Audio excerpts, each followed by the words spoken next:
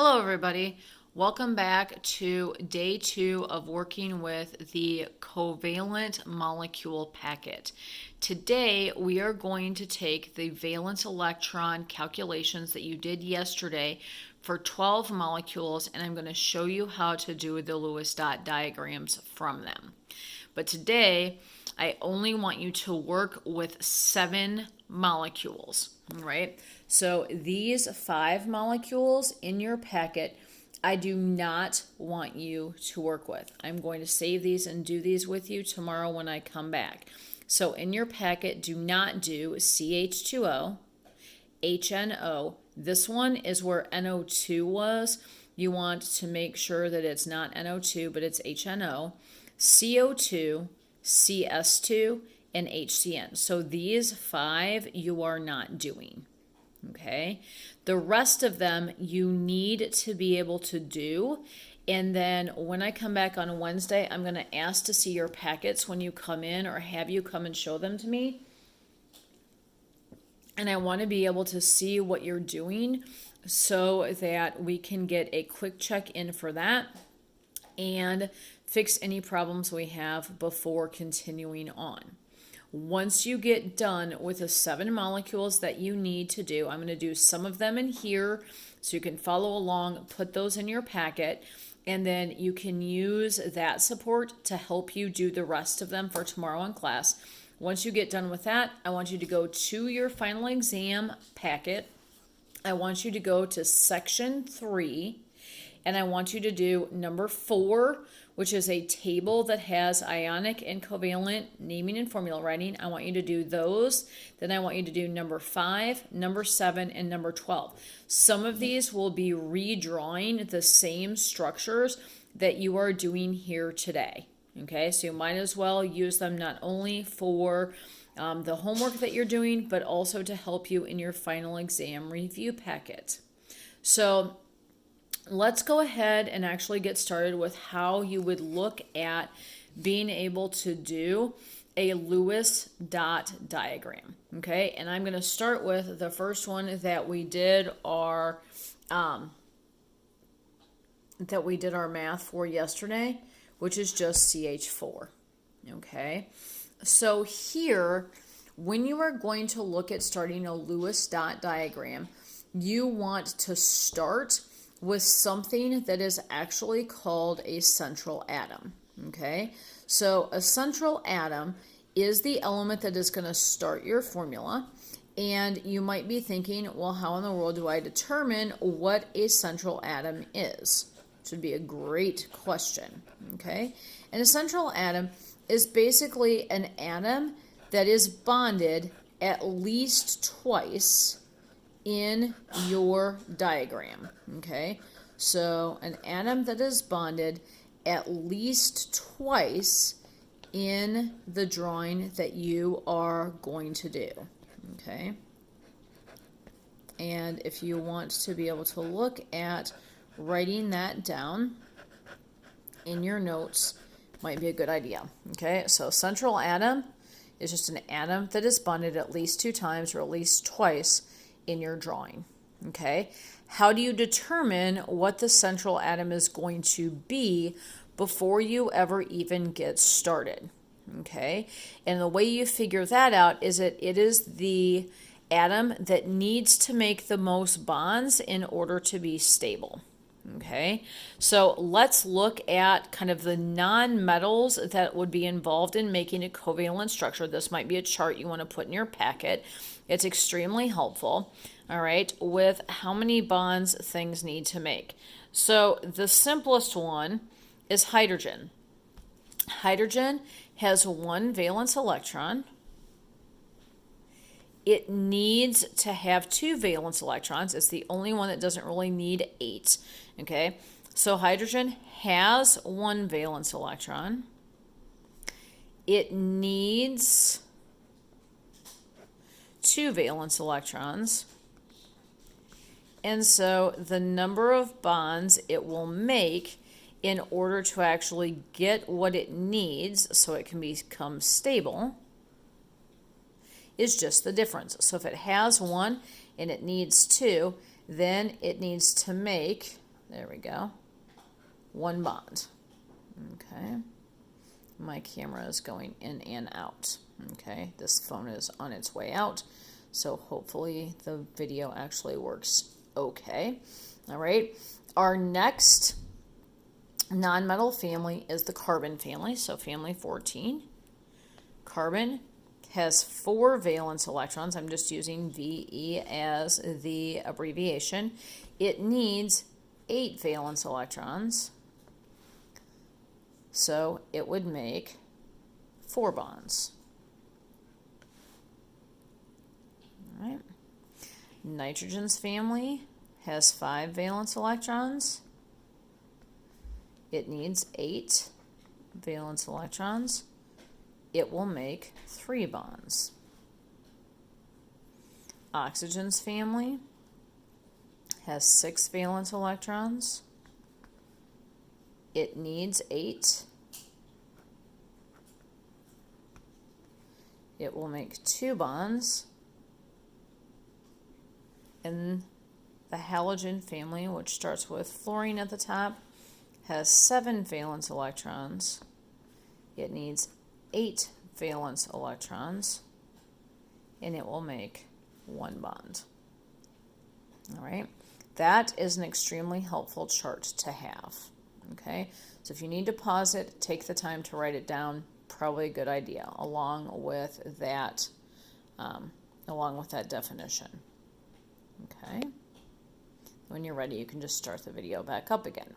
Okay, but when you're ready, we are going to go ahead and start looking at how would we draw a Lewis dot diagram then for carbon. Okay, so we've got to start with the central atom. We have carbon and hydrogen, which is exactly what our 2 elements said from the table that is down in the lower left of your handout. Okay, carbon has 4 valence electrons, hydrogen has 1. It basically tells us that here in this chart. And if we need to know who is going to make more bonds, we can look at our table and see that hydrogen just needs to make 1, carbon needs to make 4. The high bond wins, so carbon needs to make more bonds. It is going to go in the center. So you can start, you have a big rectangle here in your packet. Put the C in the center of it. I would highly recommend using pencil. I'm doing pen so it shows up in the video a little bit better. Okay, but even I make mistakes, and I most always do Lewis dot diagrams in pencil. Okay, that's a huge exception to the rule, and I'm hoping that I don't mess it up. Okay, then every single valence electron is going to be a dot. Okay, when you look at your Lewis dot diagrams, it's almost like around the atoms that you are working with. And if you want to do this while you're learning, great, but no one really ever draws the boxes. Okay, that there's a place on top for electrons, a place on the bottom for electrons, places to the right for electrons, and places to the left. On each side of your square or rectangle, you can put no more than 2 electrons. Okay, most elements want to have 8 valence electrons. 2 are going to go on each side.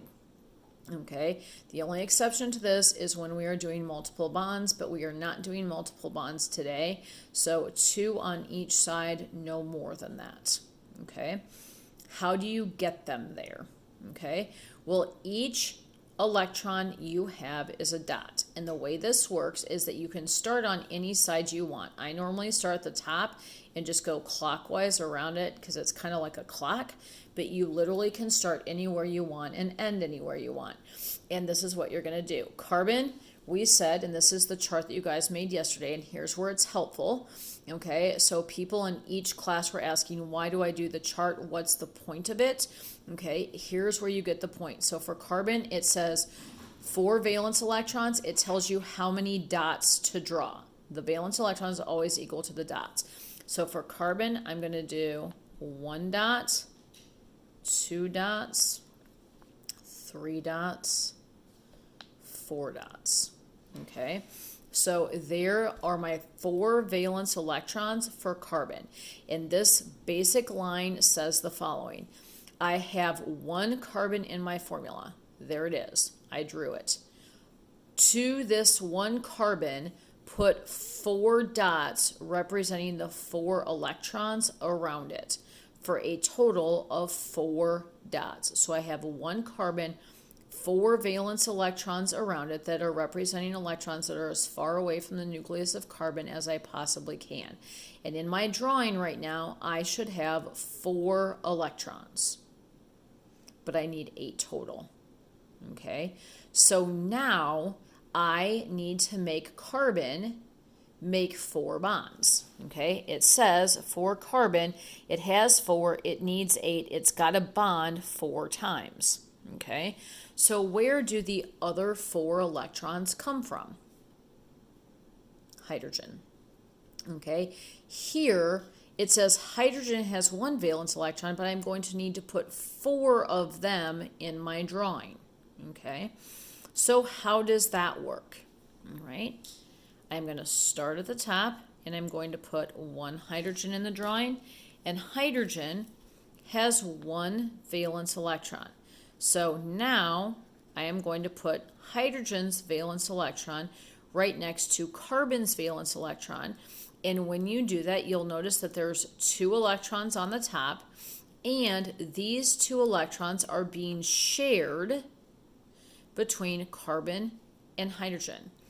These are the electrons that are making up a covalent bond, because we said that a covalent bond are electrons that are being shared between 2 elements. And this is a drawing that literally shows you the sharing that is happening. So hydrogen has 1 valence electron that I drew in pencil for you. It needs to have 2 total.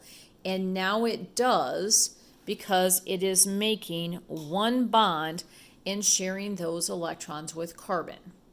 Okay, but that's 1 carbon, and this says I need to have 4 of them in my drawing. All right, so here's the second one. Hydrogen, it's 1 valence electron, and it's sharing that electron here with carbon. So here's another bond that hydrogen and carbon are making. The hydrogen needs 2 valence electrons. Carbon will need 8. So right now it has 1, 2, 3, 4, 5, 6 bonds. So we're getting closer. I'm going to put another hydrogen down here and put its valence electron in. And I am going to put in the last hydrogen and its 1 valence electron here. Okay, so now if I go to this chart, okay, this line says I should have 4 hydrogens in the drawing. This is how many in the drawing. So the number in the formula equals how many do I put in the drawing. And I have 1, 2, 3, 4 hydrogens in the drawing. This says how many valence electrons does each hydrogen have. So in each case, when I put the hydrogen in, I put 1 valence electron next to each hydrogen. Okay. Now, the next thing is, let's check to see if it matches the chart. Hydrogen says, each hydrogen says, I have 1 valence electron, I need 2, so I need to make 1 bond. This hydrogen had 1, it's sharing 1, there's a total of 2, it's making a bond this way. The same is happening to the bond this way, and to the left, and to the bottom. So there are 1, 2, 3, 4 bonds that are happening between carbon and hydrogen, and in each case, they are sharing these pair of electrons. Okay, and so there are 4 covalent bonds that are happening here, and when you get a pair of electrons, every single time it's between 2 elements. Okay, so it's being shared between 2 elements. These are what we call shared pairs of electrons. Okay, there are also unshared pairs of electrons, but we don't have any of those in this particular drawing. Okay, now it looks like this row is pretty done, this row is done, and we've done them correctly. So now it's telling me there should be 8 valence electrons or 8 dots in this drawing. And if I count them, I have 1, 2, 3, 4, 5, 6, 7, 8. This is what my Lewis dot diagram can look like for CH4 or carbon tetrahydride. Okay, you can, however, take a shared pair of electrons and make it a line. So if you have 2 dots and they can, they can look any way they want. It can be up and down, they can be side to side, but as long as you have 2 pairs of dots, okay, you can take 2 pairs of dots. So if they're up and down like that, or if they're side to side, it's the same thing. You can take them and make a line out of them instead of doing the dots if you wish, okay, for a shared pair of electrons.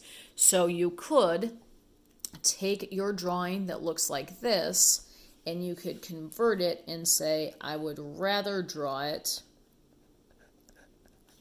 like this, okay? Because I have 4 shared pairs, I can make each of those dots look like a line that is representing the electrons that are being shared in between them. Either one of these is acceptable. Okay, so that's CH4. Okay, let's take a look at another example that you would have done. Okay, we did PF3 as an example. Okay, I think that was our second example that we did in most classes. All right, so let's take a look at PF3. And when you did the math in the lower corner that you had a P and an F. We said phosphorus had 5 valence electrons and fluorine had 7. We had 1 phosphorus in our formula, and we had 3 fluorines.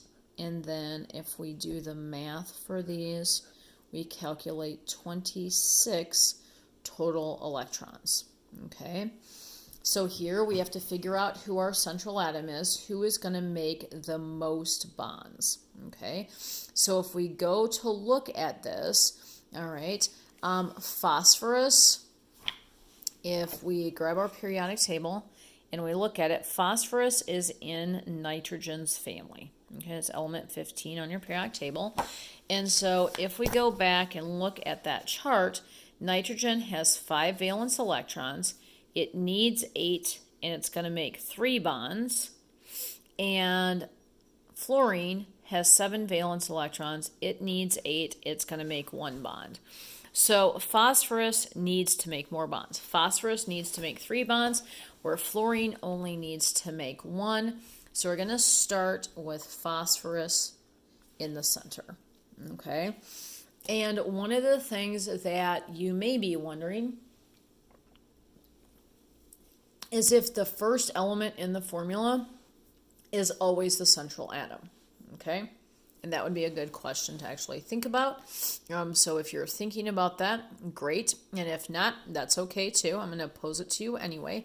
And the answer is about 95% of the time that you actually do a formula, the first element that's in it is your central atom, is the one that you want to start with. Okay? So here's what we're going to do.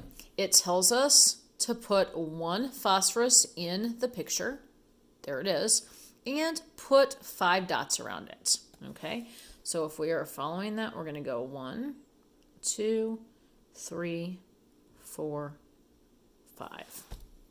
All right, now you'll notice that this time when we actually put our dots in, it creates, just by putting those dots in, a place on one side of our element that already has 2 dots in it.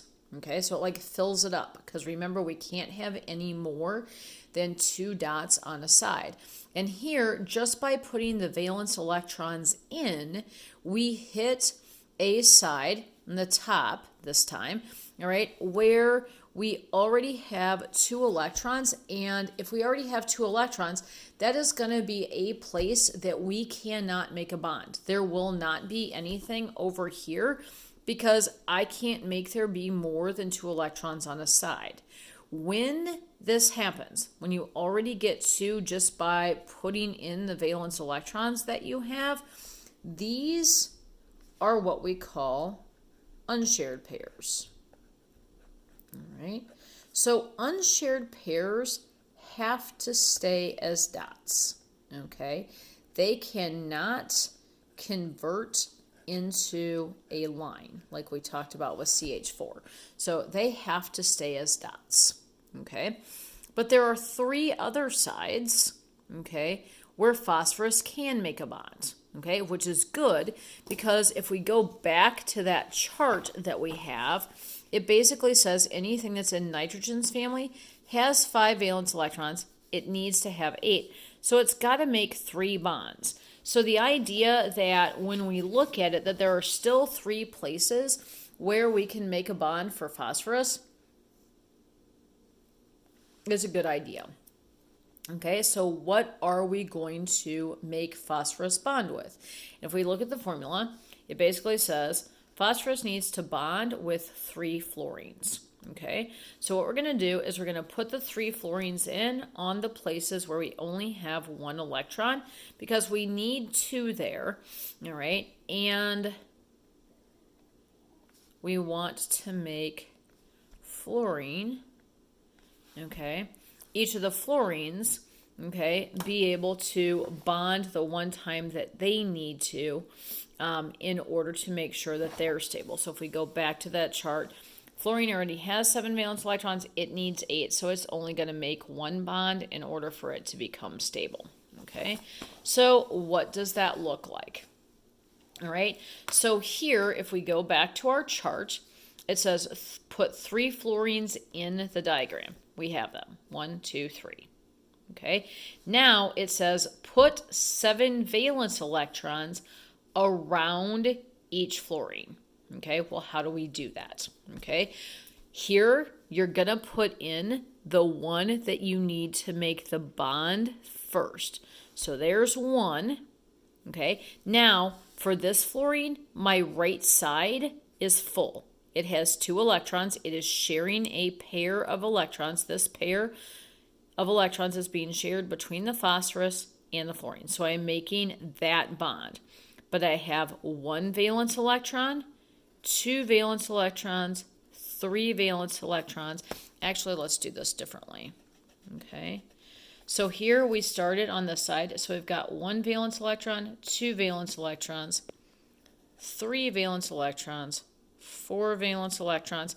Here, I can't put any more on this side for my 5th one because it's already full. So I'm going to do 5 valence electrons, 6 valence electrons, 7 valence electrons. And as soon as I put that one in, you'll notice that now fluorines, top, bottom, right, and left, are all full. They have 8 around them, and they are happy or stable just the way they are because fluorine had 7 and it just needed this one that it is sharing from phosphorus to help it become stable.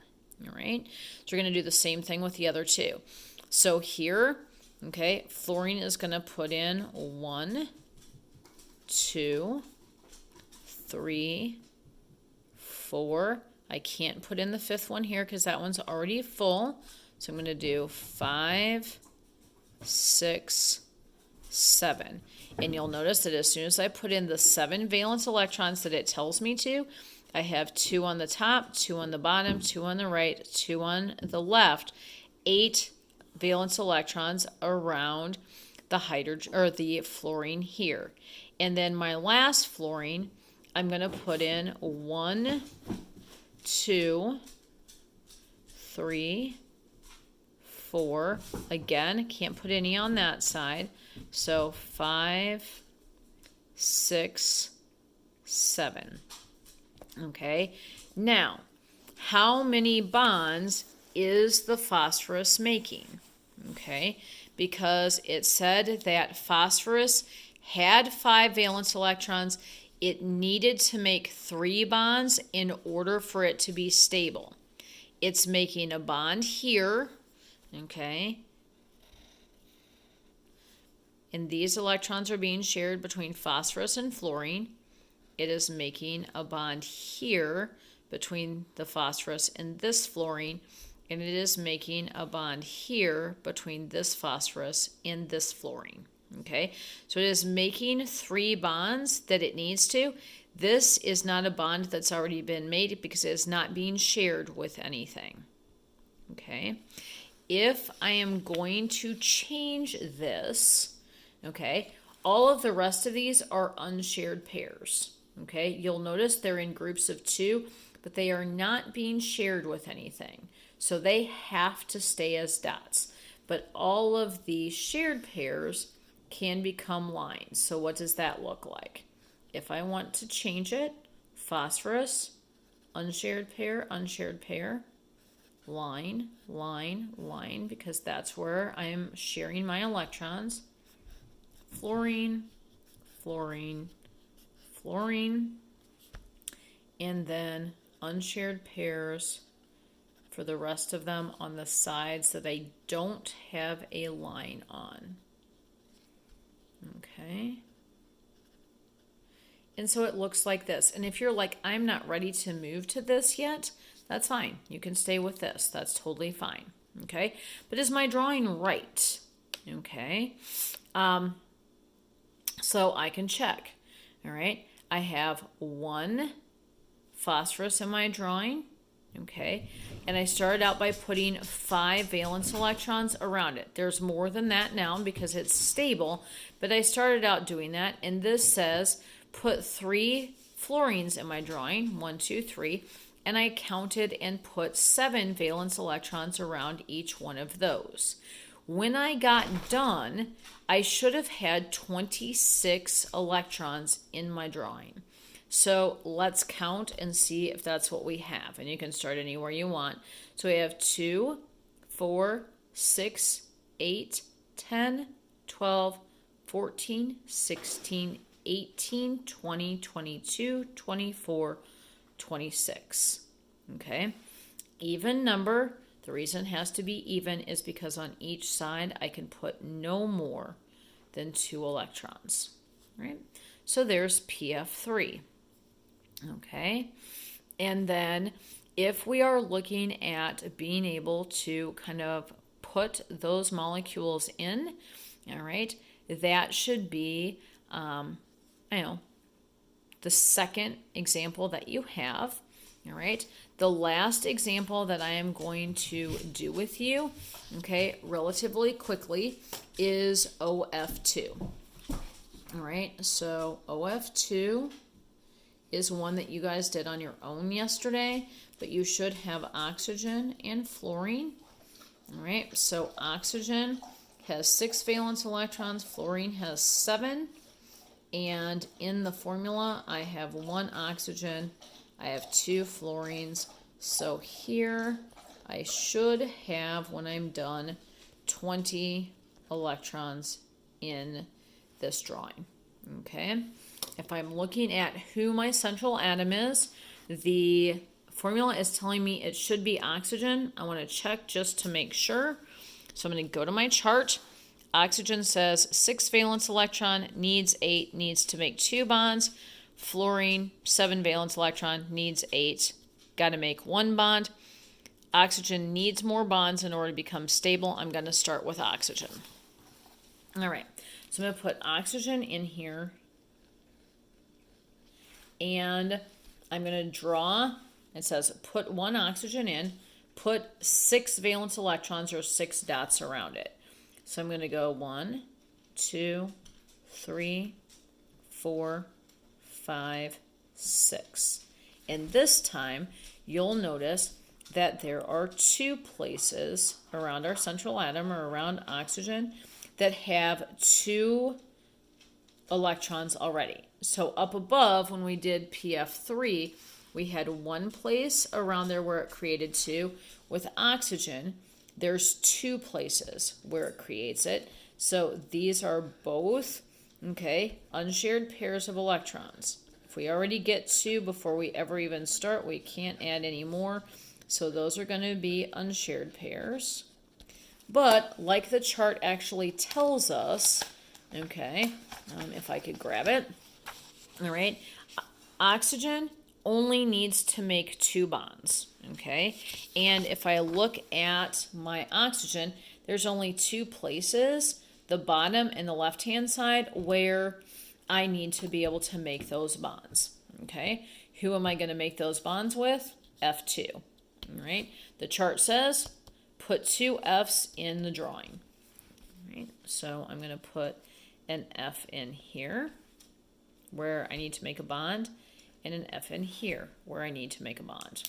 Okay, so that takes care of this part of the table.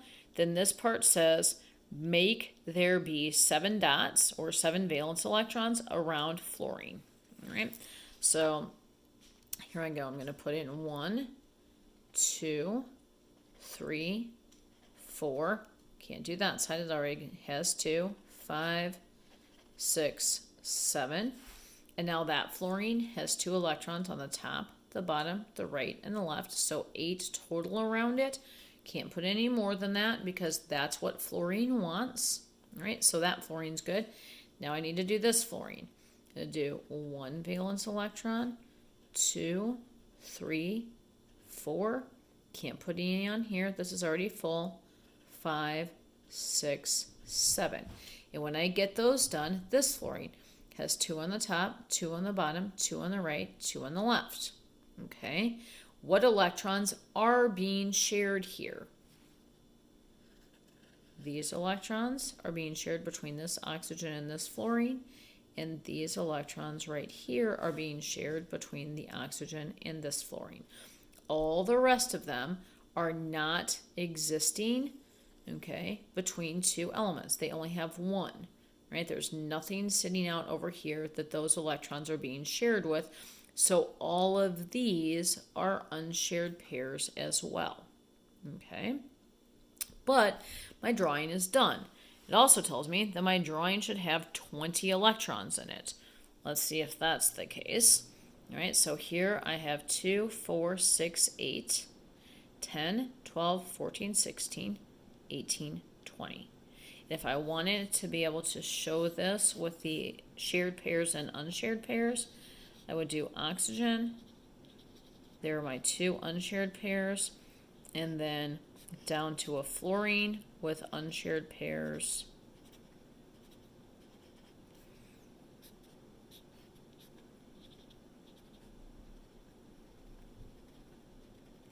All right, so that it ends up looking like this.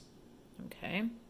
So there are 3, all right, out of the 7 diagrams that you need to do for tomorrow and show me done for you. So hopefully you followed along and put those in your packet.